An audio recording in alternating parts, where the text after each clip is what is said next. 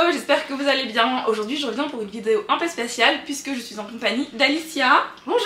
C'est l'autrice du Meneur des Morts. Tada, un peu mieux comme ça. Voilà, comme ça. Voilà, comme ça vous pouvez bien regarder. Je te laisse te présenter un petit peu tout son univers, tout ça. Je vais me présenter aux auditeurs et à toi en même temps. Bah tu me connais un petit peu, mais moi c'est Alicia Alvarez. Je suis une jeune autrice de Belgique, expatriée en France actuellement, donc j'habite à la périphérie de Paris, près de Versailles. Je suis lancée dans l'auto-édition avec Le Meneur des Morts, qui est une revisite de contes du joueur de flûte de Emmeline. Ce n'est pas mon premier roman, mais c'est le premier que j'auto-édite en tout cas. J'ai 24 ans et j'ai commencé à écrire il y a à peu près 12 ans. Voilà, ça fait presque autant de temps que j'ai vécu avec que son écriture. Enfin, je sais pas comment expliquer ça, mais en gros, j'ai vécu. Ouais, voilà, tu comprends ce que je veux dire. J'ai commencé vers 11 ans. T'as écrit plus longtemps que un peu sans écrire, quoi. C'est ça. Ouais. C'est ça que je veux dire, ouais. J'ai commencé vers 11-12 ans et ouais, je suis toujours occupée à écrire et j'ai plein d'idées encore et c'est pas prêt de s'arrêter. J'écris principalement. Enfin, j'ai commencé avec beaucoup d'imaginaire, de la fantasy. J'ai testé de la science-fiction, etc. Donc j'ai fait un peu tout. Le Meneur des Morts, c'est un peu fantastique horreur. Bah, récemment, j'ai commencé une histoire contemporaine. Donc je trempe vraiment dans tous les genres en fait. Alors du coup... Arrête de rire. Du coup, je voulais savoir, tu as décidé de le publier en auto-édition, mais pourquoi? Au départ, Le Meneur des Morts, c'était une nouvelle que j'ai écrite pour l'appel à texte de Noir d'Absinthe. Et elle a été refusée en tant que nouvelle. Et c'est vrai que j'avais fait un truc un peu expérimental dedans. J'avais essayé de tout écrire en vieux français médiéval. Je sais pas pourquoi, parce qu'en fait ça se passait à l'époque médiévale et je me suis dit ouais vas-y je vais faire des dialogues en truc médiéval. Sauf que du coup on n'accrochait pas dedans, il n'y avait pas vraiment de personnages principaux, donc Arthur et Alaric n'existaient pas dans cette version. C'était du omniscient et c'était vraiment pas top. Donc j'ai fait lire la nouvelle à l'éditeur de Sema Édition et il m'a dit c'est trop cool, j'ai adoré la chute mais le reste en fait tu dois tout me réécrire sur base de la chute. Donc j'ai tout réécrit sur base de la fin. Et j'en ai fait un petit roman parce qu'il était un peu plus petit à la base. Donc ouais, on peut dire que c'est une novella, même si moi je préfère dire roman parce qu'il a pas la même construction. Enfin, si, il a une construction, il a une chute un peu comme une nouvelle, mais je sais pas, je trouve qu'il se suffit à lui-même. Moi je l'avais envoyé à Sema Édition, que la maison d'édition a fermé. Enfin non, pas fermé, d'abord l'éditeur a fait un burn-out, et là maintenant je sais pas trop où ça en est parce que juste j'ai repris mes droits, vu que moi c'était avec cet éditeur là à la base que je voulais bosser et tout, voilà c'est ça. Du coup quand il a arrêté, bah moi je suis partie de mon côté. Et j'avais envoyé à mon autre maison d'édition, suite à quelques petits soucis dont j'ai pas trop envie de parler, je me suis dit bah en fait je vais faire de l'auto-édition, j'avais envie de faire ma propre campagne Ulule, quitte à la gérer autant que je fasse tout de A à Z, et en fait j'ai été bien accompagnée par l'éditrice de Kratchimer qui est aussi graphiste, donc c'est elle qui a fait les couvertures. J'ai une amie qui m'a aidée pour la mise en page. Pour la mise en page, on m'a beaucoup aidée. Et en fait, je voulais vraiment faire du hardback, mais en collector, et proposer une version collector avec une nouvelle bonus. Donc ça, c'est vraiment les exemplaires de la campagne Ulule qui sont limités. Mais il y aura le brochet standard qui sortira le 28 février 2023. J'avais oublié qu'on avait changé d'année. Lui, ce sera un brochet standard. Il aura cette couverture-là, mais il n'y aura pas la nouvelle, et il coûtera 12 €. Alors que celui-là c'est 15 et celui-là c'est 20. Tu as décidé de faire une campagne Ulule, est-ce que c'était décidé directement ou est-ce que tu voulais pas le publier en auto-édition, financé par toi-même? Bon, je crois que je l'avais dit dans la présentation du Ulule mais je suis pas très sûre, mais en fait la campagne Ulule c'était vraiment pour proposer du contenu collector, donc j'avais vraiment envie de faire du hardback et mettre une nouvelle bonus, enfin vraiment... La campagne Ulule, je l'ai vraiment pensé en mode je fais un lancement, je fais parler du livre, c'est une certaine stratégie marketing, mais c'est vrai que j'aurais pu financer le brochet standard à 12 € parce que techniquement je passe par Book on Demand, donc en fait juste j'envoyais mes fichiers, la couverture etc. et c'était bon, j'aurais pu m'arranger avec Hélène qui s'est occupée de la couverture, on se serait arrangé, mais je veux dire il restait plus grand chose à financer parce qu'il avait déjà été bien travaillé, bien corrigé. Donc ouais non, vraiment la campagne Ulule c'était du pur bonus. C'était pour permettre aussi aux gens de participer aussi au projet, de permettre d'avoir des goodies aussi, d'avoir plein de sortes de goodies. Il y a eu des peluches, il y a eu des bougies, il y a eu des marque-pages avec du vernis sélectif. C'était vraiment c'était pour permettre d'avoir un plus. Parce que moi j'adore écrire, mais ce que j'aime par-dessus tout c'est créer un univers autour du livre, même un univers physique. Genre t'es là, t'as lu le livre, t'es content, mais tu vas te coucher, t'as ta petite peluchera par exemple, ou juste t'allumes ta petite bougie. L'univers continue de vivre avec toi même quand t'as fini de le lire en fait, c'est ça que je voulais vraiment. Oui, ça rajoute quelque chose en plus, on est content d'avoir un petit marque-page. Exactement. Ou un petit badge, quelque chose, une bougie. Et ça peut servir pour après, tu vois, un marque-page, tu peux l'utiliser pour plein de trucs. Tout est d'autres livres. C'est ça, c'est ça. J'ai vu à la fin de ton... parce que du coup j'ai tout lu, et à la fin tu as dit que tu avais imaginé cette histoire en rêve. Ouais. Est-ce que ça t'est déjà arrivé de t'inspirer de tes rêves pour tes autres romans, ou c'est juste la première fois que tu décides que quand t'as un rêve, tu te dis ok ben je vais essayer d'en faire un roman ou pas du tout? Pour le moment, j'ai 3 ou 4 projets sur le côté où ça vient de rêve. Donc celui-ci à la base, vous allez comprendre que le rêve a rien à voir avec l'histoire, mais en fait j'ai rêvé que j'étais dans ma ville, donc chez mes parents, c'est La Roche-en-Ardenne en Belgique. Et j'ai rêvé que c'était tout en ruine, un peu post-apo, tu vois. Et il y avait des zombies, et juste j'essayais de survivre, globalement. Et puis à un moment donné, je me cachais, et là j'ai vu un mec, il s'est mis à jouer de la flûte, et les zombies se sont arrêtés, et ils ont dansé autour. Et je me suis dit, intéressant, tu vois. Et donc, j'ai pensé au conte du joueur de flûte d'Emeline, et je me suis dit, bah je vais faire une revisite avec des zombies. Ce côté où en fait quand le joueur de flûte il joue de son instrument, bah en fait ça réanime les enfants qui sont morts. Je me suis dit bah dans le conte original le son de la flûte les emmène vers la mort et là le son de la flûte les emmène vers la vie. Je me suis dit ça peut être imaginer d'autres romans en rêve. Une fois j'avais rêvé, c'était trop bizarre, mais j'avais rêvé que j'étais dans un bateau et qu'il allait, enfin que c'était un gros monstre qui venait tout attaquer et juste cette scène m'a marquée. Vu que c'était des tentacules qui bouffaient des gens, genre c'était un peu bizarre. T'as un des persos qui s'est dit bah moi je vais me jeter tu sais dans la réserve d'excréments du bateau parce que c'était un vieux bateau et qui s'est dit bah vu que je vais sentir mauvais il va pas me tout et de fait ça a marché. Je sais pas pourquoi je me suis dit mais pourquoi j'ai c'était une idée vraiment terrible ça. Non mais vraiment je sais pas pourquoi mais je crois que j'ai dû voir des films des trucs et que ça s'est mélangé. Sur le moment je me suis dit c'est trop bien et en fait il y avait une vibe un peu à la fantastique, un peu style Lovecraft dans ce... J'ai jamais lu Lovecraft mais je connais un peu l'univers et il y avait un truc comme ça et je me suis dit que c'était intéressant à exploiter donc j'ai mis cette idée de roman sur le côté. On verra si je garde l'idée des caca quand même parce que bon voilà quoi, c'est très spécial mais ça m'avait fait un peu rire sur le moment comme quoi les rêves voilà. Mais des fois je m'inspire de mes rêves mais je fais pas spécialement ce qui se passe dans mon rêve, ça bien m'inspire. sûr. Et récemment j'ai encore eu un autre roman et ça je vais essayer de m'y pencher un peu cette année ne serait-ce qu'avoir un synopsis mais je sais pas, je rêvais d'un peuple amérindien dans le désert qui pour survivre a développé des genres de pouvoirs et en fait l'eau qu'ils ont en eux ils arrivent à la bidouiller, à augmenter sa quantité, même à l'extraire de leur corps et à en faire des choses tu vois. Un peu en mode maître de l'eau mais c'est l'eau qu'ils utilisent en eux et du coup ils sont leurs propres ressources dans un monde un peu dévasté, un peu désertique. Et et vraiment j'ai trouvé ça trop cool et du coup j'ai commencé à imaginer tout un univers autour. Un univers où en fait la terre s'est desséchée, les humains ont trouvé des solutions et où en fait les peuples qui développent cette énergie, ben c'est un peu l'évolution humaine, tu vois ce que je veux dire, qui est prête, enfin qui survit à ça, qui survit à ce que la terre a décidé de faire contre les hommes et je trouvais ça vraiment trop cool. Et c'est, enfin pas pour me vanter du tout mais genre quand je me suis réveillée de ce rêve je me suis dit mais attends c'est trop bien tu vois. Ça a l'air d'être une trop bonne idée. Et du coup mais j'espère juste que les gens qui regardent la vidéo me piqueront pas mes idées parce que sinon ça va mal se passer. Après c'est pas les idées qui sont originales parce que tout a déjà été fait mais c'est la façon dont c'est la manière de faire. C'est ça. Tu mets ta pâte, ta plume, il y a plein d'autres façons. Ça là quelqu'un voudrait piquer mon idée, j'ai pas vraiment pitché tout ce qu'il y avait autour. J'ai d'autres choses autour et c'est en construction et c'est vraiment un projet qui me tente. Pour le moment je l'ai appelé projet or parce que tu sais j'ai pensé aux Amérindiens, à la ruée vers l'or etc. Là c'est la ruée vers l'eau. Pour le moment c'est les seuls où j'ai eu des rêves je crois. Enfin après j'en ai peut-être eu d'autres mais je me souviens plus trop. En fait je fais vraiment beaucoup de rêves et il y a beaucoup d'idées que je garde. Même si je les garde pas pour un roman en entier, je les mets en tout cas dans un roman. Tu te dis ça pourra servir ou un autre Ça vient beaucoup de mes rêves mais pas que. Déjà que dans la chasse aux cristaux il y a déjà un crabe qui parle et qui vole. Mais ça j'ai trouvé ça très mignon. J'ai pas trouvé ça complètement voilà mais j'ai trouvé ça. Mais il y a des plages violettes aussi. Je sais pas, en fait ça allait avec l'univers. Oui c'est ça, pourtant j'avais rien pris. Est-ce que c'était facile de faire une réécriture de conte puisque l'histoire est déjà écrite et du coup tu dois quand même garder un minimum de code pour qu'on reconnaisse l'histoire. Est-ce que c'était facile, évident pour toi ou ça t'a posé parfois problème ou pas du tout?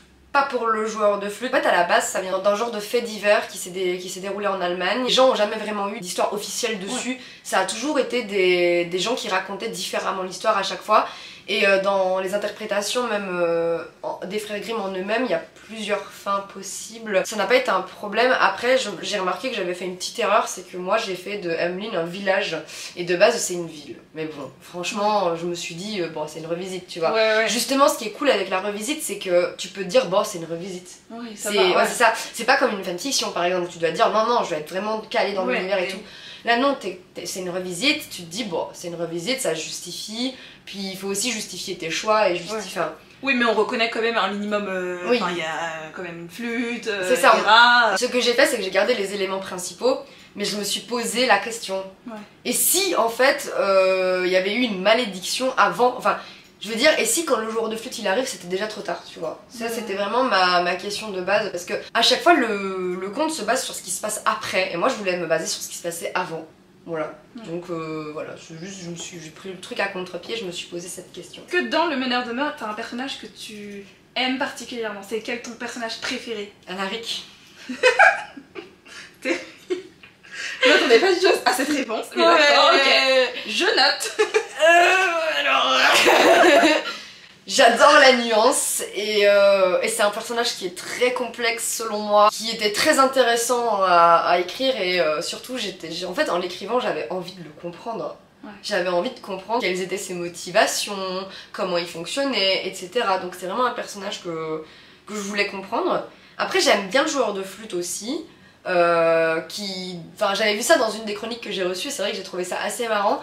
Son intervention dans l'histoire contraste vraiment avec l'horreur, il y a un côté doux en lui qui vient un peu ramener de la vie et contraster. Arthur, c'est une grosse victime, mais je l'aime bien. Non, je rigole. En vrai, Arthur, je l'aime bien parce que c'est un peu la représentation du personnage enfin, littéralement humain en fait. Genre, il se passe des trucs et pour moi, il est juste profondément humain. Et profondément...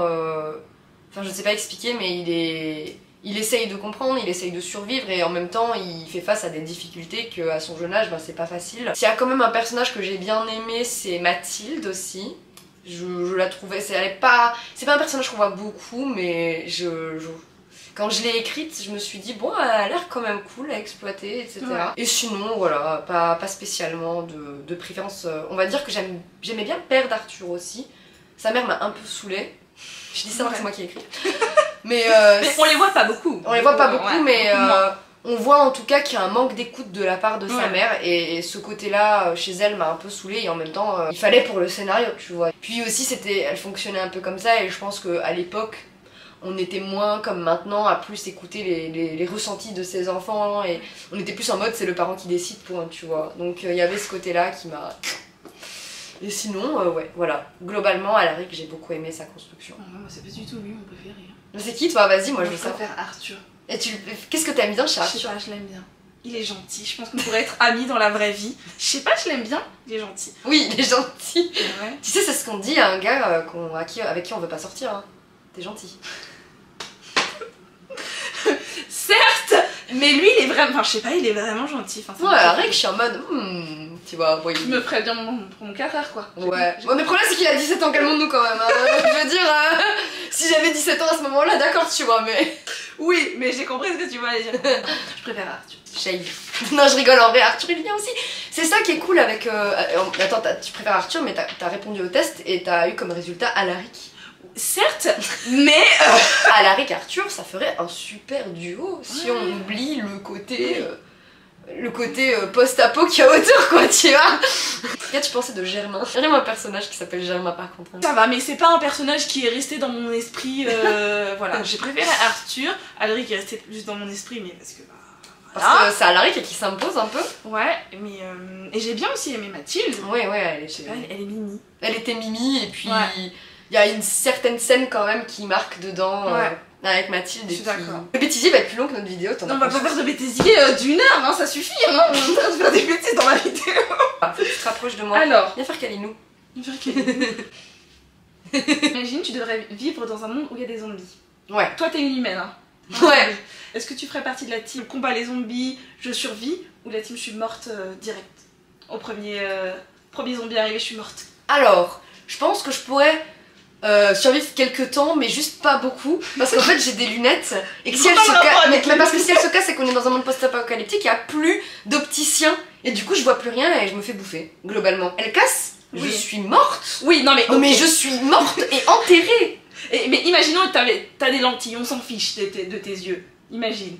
Ok, on va dire que j'ai une bonne vue. Ouais, voilà, t'as une bonne vue. Je pense que je tiens 24 heures. Ouais, à mon avis aussi pareil, je pense que tu tiens 24 heures. Hein. Oui, je pense, parce que je vais me prendre les pieds dans une branche et je vais me faire bouffer. C'est globalement ce qui est capable d'arriver, genre. Ouais, non, je pense pas que tu vas te survivre longtemps. Moi j'ai un peu une vibe d'Arthur, tu vois. Ouais, toi t'es Arthur. En vrai, j'exagère. Je crois pas que t'exagères. Non, je pense que 24 heures c'est trop peu. Limite 48 heures, tu vois. À la limite, je pense que je tiens au moins une nuit, tu vois. Mais juste une. Ça doit faire peur la nuit. Oh putain, ouais, c'est ce que je me disais aussi. Non, moi je crois que je tiendrais pas.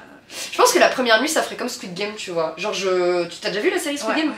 Je pense que ce serait une première nuit à la Squid Game où tu sais, il y a dans le noir tout le monde qui s'entretue et tout. Moi je crois que je me fais buter la première nuit, ouais. Dernière question, est-ce que tu as un livre particulièrement bien qui t'a que t'as envie de conseiller? Est-ce que t'as un livre qui t'a marqué dans ta vie de lectrice ou un de tes coups de cœur récents que t'as envie de conseiller? Alors il s'avère que le livre que j'aime bien en ce moment, il est dans la pile qui nous sert à tenir la caméra pour filmer cette vidéo. Super. Ouais, super, hein, c'est pas trop mal. Il y en a même deux dedans. Il y a L'épée, la famine et la peste d'Aurélie Wallenstein que je suis en train de lire actuellement et qui est une tuerie. C'est une histoire de dark fantasy où en fait les araignées tissent des toiles dans la tête des humains pour leur amener des idées mélancoliques, voire complètement dépressives. Ouais. C'est très bien, c'est très bien imaginé. Il y a un côté où l'Inquisition va arrêter les tarantas, donc les femmes on accuse de pratiquer cette magie liée aux araignées. Et il y a vraiment ce côté un peu dedans sexiste, parce que ça ne touche que les femmes. Okay. Et en plus de ça, tu peux être accusé pour tout et rien. Genre si t'as refusé les avances d'un mec, il peut appeler l'Inquisition et dire ouais c'est une tarenta, tu vois. Donc t'as un truc comme ça. Et en fait tu suis trois personnages différents. Tu suis une meuf justement qui est accusée à tort. Tu suis un ancien de l'Inquisition, un peu vétéran, qui est un peu tout perdu, qui a limite envie de se suicider et qui évite de le faire en voyant que dans l'œil d'un cerf particulier, avec des lames à la place des bois, dans son œil il voit son fils et il se dit ah putain, il y a un truc qui le ramène, qui le tient à la vie. Et on suit l'histoire d'un gamin qui a un casque de loup sur la tête et qui ne l'enlève pas. Parce que s'il l'enlève, en fait, le loup qui lui parle dans sa tête lui menace de tuer tous ceux qui l'aiment. Tu vas pas me spoiler là? Non, c'est littéralement dans le résumé. Okay. Enfin, dans le résumé, une partie, mais c'est le début du bouquin, quoi. C'est littéralement le début.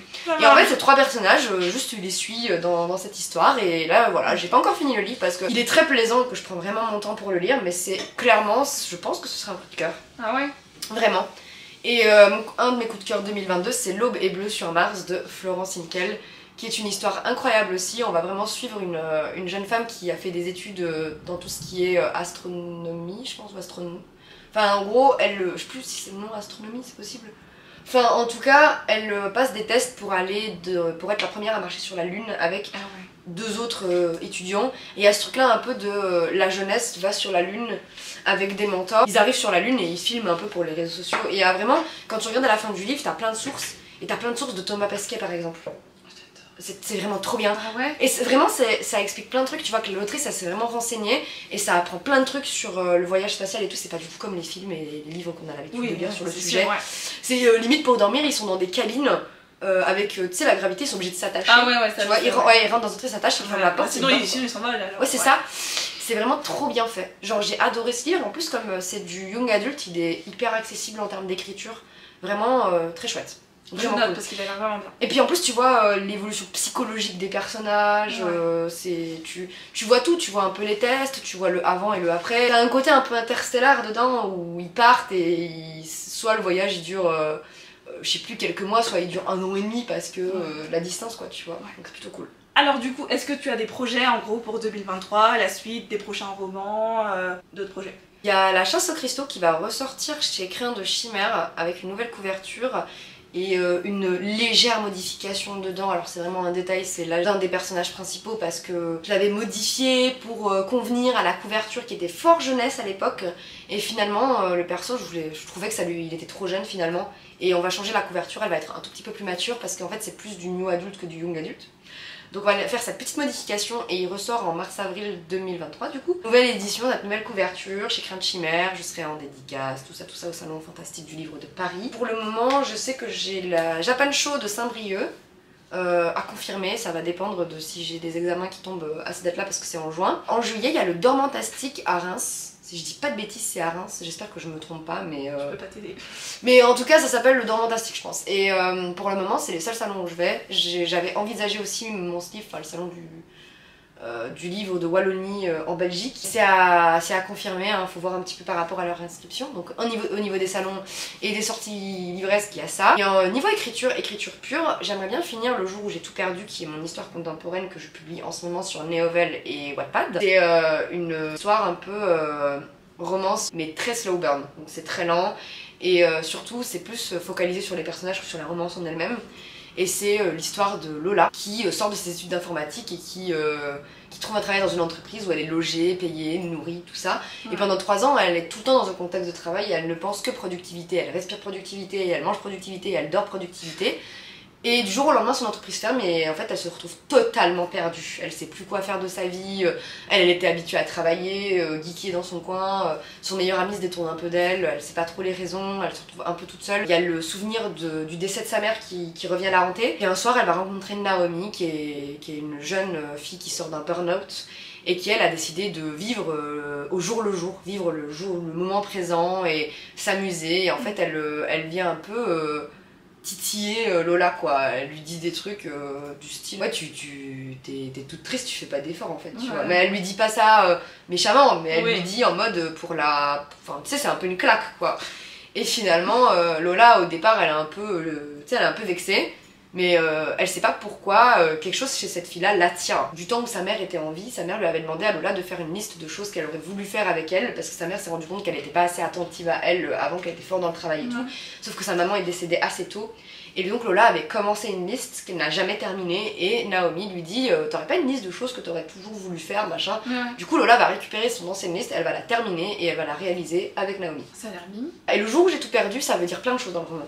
C'est le jour où elle a perdu son travail, c'est le jour où elle a perdu sa mère, c'est plein de choses, c'est plein de moments. Et ça peut être positif comme négatif, parce que le jour où j'ai tout perdu, c'est aussi peut-être se rendre compte que le moment où elle était à fond dans le travail, peut-être que c'était ce moment-là, le jour où elle a tout perdu vraiment. Qu'elle passait à côté de plein de choses, tu vois. Je vais pas spoiler la suite parce qu'il y a pas mal de choses à découvrir dedans, notamment autour de Naomi, qui est un personnage très mystérieux, qui se dévoile vraiment petit à petit. Et aussi par rapport à Lola, par rapport à tout ce qu'elle vit, comment est-ce qu'elle va surmonter tout ça. Donc ça c'est celui que j'aimerais finir de rédiger. J'aimerais aussi finir la relecture des 2 tiers de Garde de Sdois et Royauté dépravée. C'est une revisite du conte de la Garde de Sdois. La petite Garde de Sdois, je sais plus comment est-ce qu'on dit, bref c'est aussi un... Je connais même pas. C'est un conte d'Efraguine qui est absolument pas connu. Un jour je me suis dit j'ai envie d'écrire une revisite mais d'un conte pas connu. Et donc je l'ai fait. Et c'est un peu une revisite parce qu'il y a des trucs qui changent, mais c'est aussi un peu un approfondissement du conte. Ça veut dire que moi j'ai donné des prénoms à la princesse, enfin un prénom à la princesse, un prénom à la dame de cour, mais je sais plus comment il l'appelle dans le roman. J'ai aussi donné un nom au prince, j'ai créé une histoire tout autour de la famille royale et tout, vraiment du drama, tu vois, vraiment drama. C'est très drama, il y a beaucoup de morts d'ailleurs. Et j'ai écrit 2 tiers de l'histoire, et en fait ça fait ça fait un moment que je l'ai écrit, je crois que je l'ai commencé en 2020 ou en 2019, je sais plus. Et du coup là j'aimerais relire les 2 tiers, réécrire aussi les 2 tiers, et puis reprendre et écrire le dernier tiers et puis le terminer, quoi, ce serait bien. Et quand j'aurai fini le premier jet, faire bêta lire, etc. et l'envoyer en maison d'édition. Et sinon de manière plus proche, j'ai commencé une nouvelle aussi sur un univers d'urban fantasy que j'aimerais envoyer à Projet Silex, qui est une maison d'édition qui a lancé un appel à texte sur la fantaisie administrative. Trop bien l'appel à texte. Ouais. Je sais pas si t'as un peu vu l'histoire du coup de la nouvelle et du roman. Toi ouais. Non, pas du tout. La nouvelle était un spin-off indépendant d'une idée de roman que j'avais eu aussi, mais là c'était pas d'un rêve. C'était vraiment un délire où en fait le paradis et l'enfer ce sont des administrations. Genre le paradis c'est une république et l'enfer c'est une monarchie, et il y a un peu ce délire de le purgatoire, c'est un énorme bordel administratif où en fait t'as les âmes qui attendent mais parfois des années avant qu'on leur trouve un endroit où aller. Et l'histoire du roman, c'est littéralement l'intrigue principale. C'est en fait Lucifer, il en a ras le cul d'avoir des gens qui se suicident chez lui, et du coup il veut trouver une solution. Et il demande au paradis de trouver une solution parce que sinon il est pas content. Et donc les ministres du paradis contactent des humains sur Terre pour leur demander de baisser le taux de suicide. Donc en revenant dans le passé des gens qui se suicident et de leur redonner goût à la vie. Et ils sont accompagnés d'un ange gardien, donc t'as vraiment ce côté où t'auras 2 points de vue. T'auras le point de vue de l'humaine qui fait tout par ses yeux d'humain, et le point de vue de l'ange gardien full en mode je suis dans les règles. Ça a l'air pas mal. Voilà. Et ça c'est pas la nouvelle, c'est le roman. Du coup la nouvelle c'est un peu ce qui se passe avant. Ça, voilà, grosso modo. Ça a l'air super sympa, t'as beaucoup de projets, c'est super cool. Beaucoup de projets. 2023, il y a plein de projets qui vont sortir. Peut-être pas sortir, mais en tout cas, c'est ça. Ouais. Vraiment, l'objectif principal là, c'est vraiment finir le premier jet de Le Jour où j'ai tout perdu parce que c'est une histoire qui me tient à cœur. Je suis quand même déjà à plus de 20 000 mots. Ouais. Donc c'est cool, ça avance bien. J'ai vraiment envie de finir Garde aux Oies et Royaume dépravé. Pareil, je suis à 40 000 ou quelque chose comme ça, 40 000 mots, un truc comme ça. Il fera entre 60 et 70 000 mots. Je veux vraiment finir ces deux-là. J'aimerais écrire le synopsis et les 3 premiers chapitres de Projet Or, le projet que tu dis avec les Amérindiens et tout, pour éventuellement le proposer à une maison d'édition, voir si ça les intéresse. Et finir la nouvelle pour Projet Silex, ce serait bien déjà. Oui, et beaucoup d'écriture. Ce sera plus de l'écriture que de sortie, mais après, si les projets trouvent pas leur maison d'édition en 2023 ou en 2024, bah, il reste l'auto-édition, c'est pas trop grave. Je peux assumer, maintenant que je l'ai fait une fois... Tu connais un minimum, tu pourras recommencer.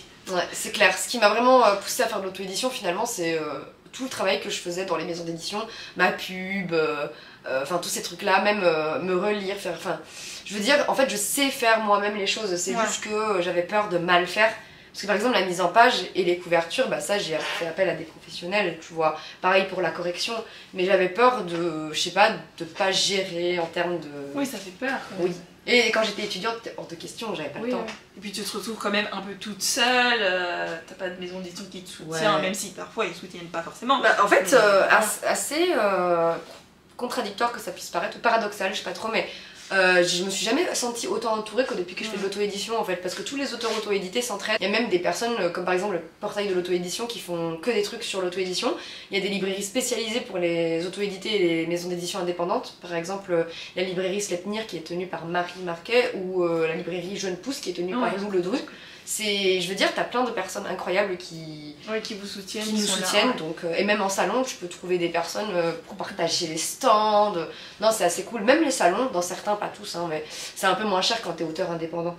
Donc non, vraiment, je me suis jamais sentie aussi entourée. Après, je continuerai à faire les deux parce que j'aime bien les deux et je trouve que c'est important de pouvoir porter plusieurs casquettes. Et ben du coup, pour terminer, où est-ce qu'on peut te retrouver sur les réseaux sociaux? Je suis principalement active sur Twitter et Instagram. Je me suis remise un peu à LinkedIn. J'ai un site et j'aime bien aussi TikTok. Sinon, je suis sur d'autres réseaux où on peut me suivre mais un peu moins active. Facebook, c'est plus sur mon profil perso. J'ai aussi une page, mais bon, la page... Facebook, c'est un peu mort. C'est devenu mort, mais bon, j'utilise toujours Facebook... parce que j'ai quand même une partie de ma communauté qui est là-bas. Et moi, ce que je conseille aux gens, c'est principalement Instagram et Twitter. Au pire, vous retrouverez, je suppose, tout dans la description. La taille des réseaux, ça va faire brop, parce que je suis aussi très active sur Discord. J'adore Discord. Et bah écoute, merci beaucoup de m'avoir accordé un peu de temps. C'était super sympa. C'était vraiment une chouette journée. Vraiment, c'est bien amusé. Et merci de m'avoir accueilli pour cette vidéo. C'était vraiment super sympa. Merci beaucoup d'avoir regardé cette vidéo et je vous fais des bisous.